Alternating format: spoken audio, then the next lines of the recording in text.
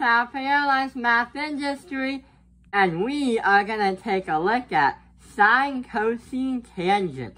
So first things first, we are going to solve this problem. We have a right triangle and we have to solve for x. It's right there, but what does x represent? We have to use a Pythagorean theorem to understand that this is the hypotenuse. And this is actually one of the triangles that we learned about. A 3, 4, 5 triangle. So this hypotenuse right here is going to be 5. To do the math, 3 squared plus 4 squared equals 5 squared. If you do 9 plus 16 equals 25. Therefore, it's a right triangle. The hypotenuse represents 5. But what if I told you about sine cosine tangent? If you ever knew about this, but if you ever know that your calculators have something like sine, cosine, or tangent, something like that, if you try to play around with it, like if this ever happens, where I play around with it, and I say the cosine of like 8, then it gives me a really strange number. Or what if I said the tangent of 9, it still gives me a very strange number. So we're going to understand what sine cosine tangent is, and what does that even mean? Well, to understand, there are 4 parts of it. Actually 5, because you gotta name what sine, cosine, and tangent is. So, if we go over here, we notice a right triangle. This right triangle not only has 2 legs and a hypotenuse, but it also has different names as well. We are also going to be referring to the angle that's the opposite of the smallest line of the triangle. The angle will be called theta, because you'll be understanding how to find that angle or any other information in a triangle with just a few information. You also get to learn about finding the lengths of the hypotenuse and the 2 legs if you are not given the exact information you need. So, there are 3 things a triangle besides theta has.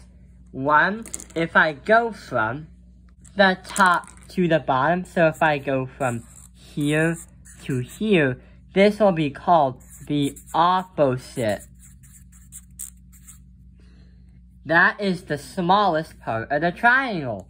If I go to the hypotenuse, this, well, it kind of still stays stuck as being called the hypotenuse. So this represents the hypotenuse. The next thing we're going to do is that medium line on the bottom. It's bigger than the opposite line, but smaller than the hypotenuse line. What is it going to be called? It's going to be called the adjacent. So there's opposite, hypotenuse, adjacent. Now we gotta understand, what does sine cosine tangent even mean? Well, if you kind of look at it, we have the names right here, but if you knew on the calculator, they're actually summed and simplified down to 3 characters. Sine, cos, tan. So we're gonna say, for this one, it's sin, for this one, it's cos, and this one is gonna be tan. But did you know that the reason why we learned about these triangle, this one right here, and all the properties, including theta, that happens because these things have special formulas. For sine, what we're gonna do is, if you use sine theta to find degrees or information, that's gonna equal the opposite of the triangle, divide that by the hypotenuse. So we're gonna say that sine is gonna be opposite, divide that by the hypotenuse. If we do cosine for theta, remember I'm doing 3 words. If we do cosine, we are going to be doing the adjacent, divide that by the hypotenuse. For the tangent, it's going to be a little bit different. What's going to happen is if I write the tangent of theta, what's going to happen is we're going to say the opposite, divide that by the hypotenuse. So you will be needing to memorize all these formulas. Huh? You might be thinking, how am I supposed to remember all these formulas when there's so much information right on here? Well, mathematicians actually made up a word phrase to help you remember. Sine is opposite divided by hypotenuse. So we are going to say SOH. Then we have cosine. That is going to be adjacent divided by hypotenuse. So we're going to say CAH. For the last one, we have the tangent. And that is going to be TOH because of opposite divided by hypotenuse. And it seems like it comes out to a word phrase, which is SOHCAHTOA. For sine, what we're going to do is make up a formula. So what we're going to do on the bottom is say the sine of theta, because you'll be trying to find the amount of degrees or the length of something on this triangle, is going to be equal to the opposite, that's going to be colored in red, divide that by the hypotenuse. So that is going to be the sine of theta, right over here. Now, if we try messing with the cosine, we're going to write COS of theta. And that is going to equal the adjacent, divide that by the hypotenuse. So adjacent, divide that by our hypotenuse.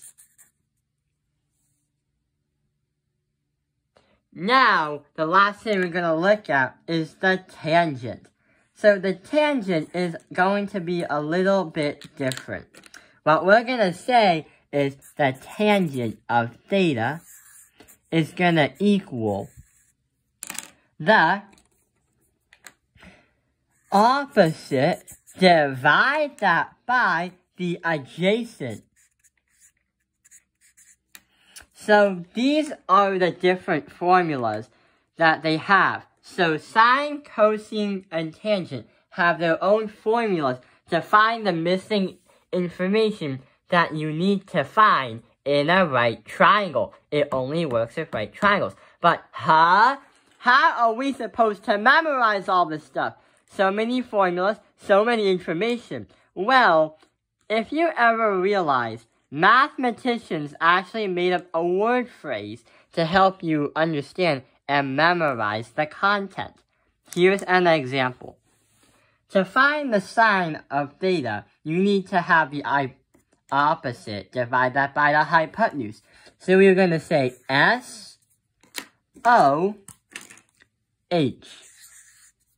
So our code word is SOH. Now, if I go to the cosine of theta is adjacent divided by hypotenuse. So we're going to say CAH.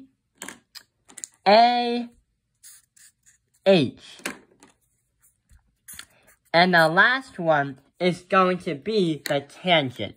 The tangent is going to represent the opposite, divide that by the adjacent.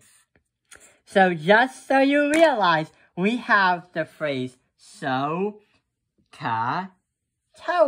which means that the word phrase that these mathematicians made to help you memorize what to do, because of the first letter of each information in the triangle, the phrase is going to be SOHCAHTOA. So we solved the puzzle for that one. And this is the part 1 of this video. Next video, we're going to be understanding how to solve equations using sine, cosine, tangent. Thank you for watching Top Opinion Life's Math Industry. Like and subscribe.